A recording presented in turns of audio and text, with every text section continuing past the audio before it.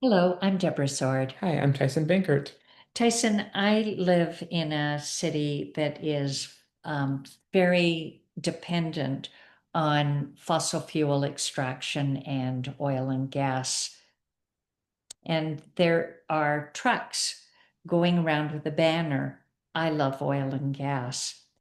And that brought up for me uh, fear that ends relationships because there are environmentalists who want to end the fossil fuel extraction industry, Hmm. and there are people whose lives and livelihood depends on uh, working in the oil patch. Hmm.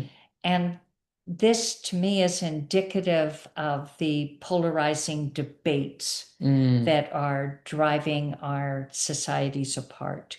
So, using the oil and gas industry just as an example, I want to talk about how the conflict competency for bridging that divide.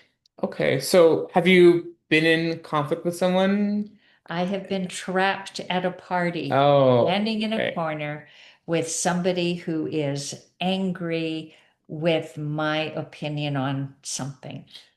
So, So curious. Okay, so we've all been there, I'm sure, where we have uh-oh, it's a polarizing conversation. We're on opposite ends of a particular issue, and both people want to, maybe they don't, but they start to have a conversation. I think the reaction that I have sometimes is to fight that person with facts. Would yeah, that sometimes works. Okay.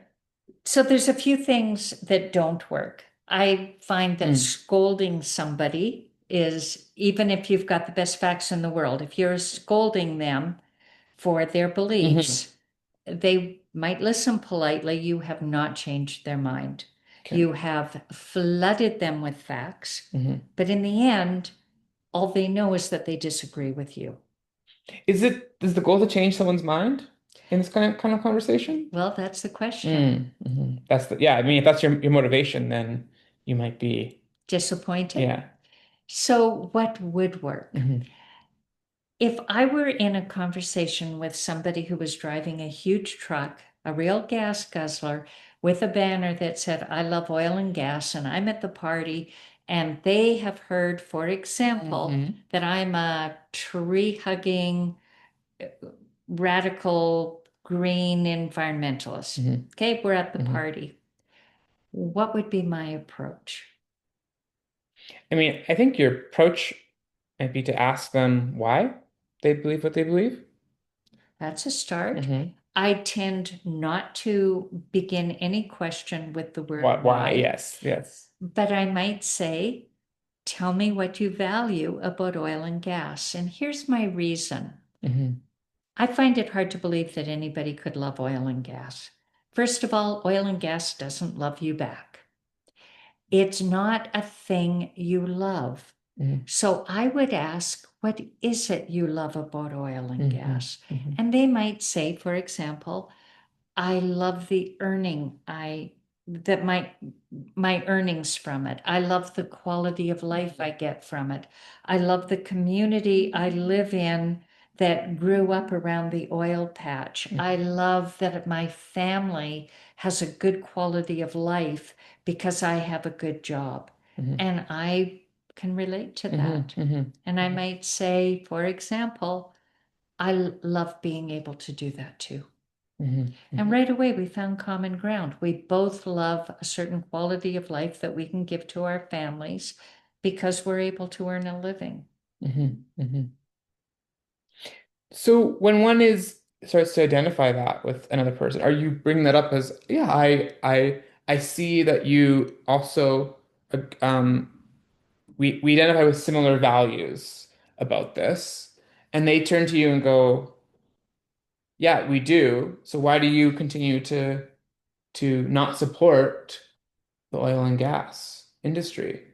Like, how do you help someone understand that we actually are on the same, that we have shared values? Like, what if they don't notice? Or I guess I'm wondering, do we ask them what they might be also afraid of? That's a very good question to ask. What do you fear?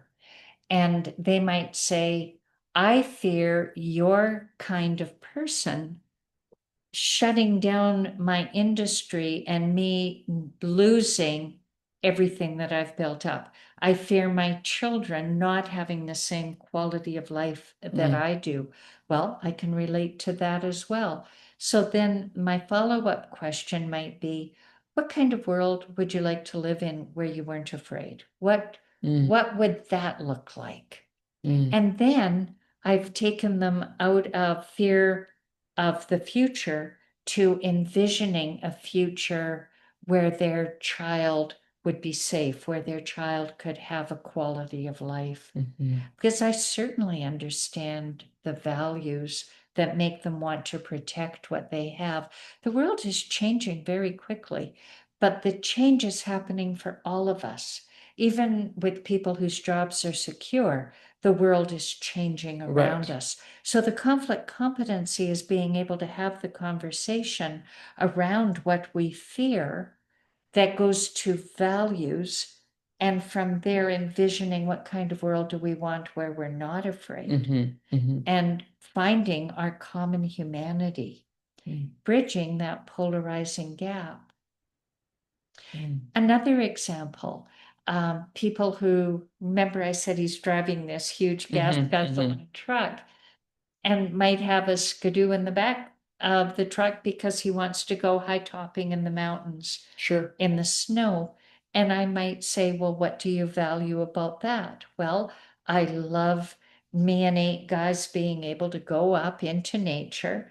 And right away, we have a common value. We both love nature. Hmm. So at its core, people have similar values. We might get to realize those values in different ways.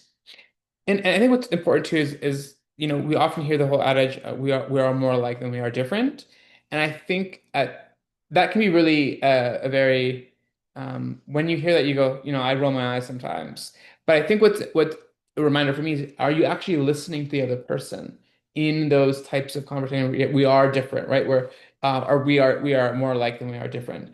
And I think the bridge to that is listening to those things that you do find that are relatable. Because I think at the surface, yeah, you're right. The immediate reaction of like rolling your eyes is kind of correct because we are led to believe and also don't have the kind of dialogue Yeah. and competency to understand that we are actually more alike. And so we do start to have those similar values or hear about those similar values. And we need to be able to start to have the competency to be able to say, I actually, through the conflict we're having, I see those, I hear that. And um and you can start to actually have resolutions in those surface conflicts as well. Or to say, I agree with this and not this, Hmm. and that's okay. We Hmm. don't have to think alike. Hmm. And we can admire the other person's passion for something they believe in Hmm. and share that. There's always something if you're conflict competent. Thank you, Tyson. Thank you, Deborah. Thank you for listening. I hope you'll subscribe to our podcast, like it, share it, suggest a topic. We love to hear from you. Thank you.